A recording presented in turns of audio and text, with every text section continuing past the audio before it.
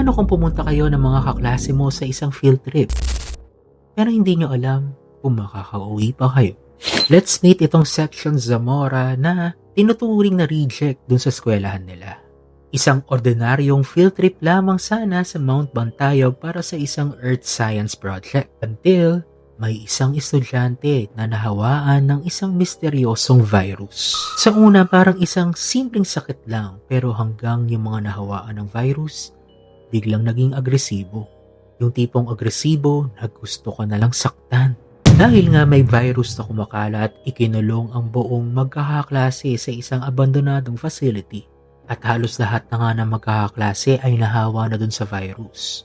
At yung mga hindi pa nahahawa, pinipilit nilang mag-survive at mabuhay dito sa mga nananakit na mga kaklase nila.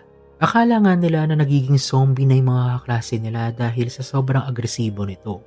Pero napagtanto nila na hindi ito zombie dahil hindi naman nangangain ng tao. Pero kahit anong laban nila, bumabalik na buhay yung mga infected nilang kaklase.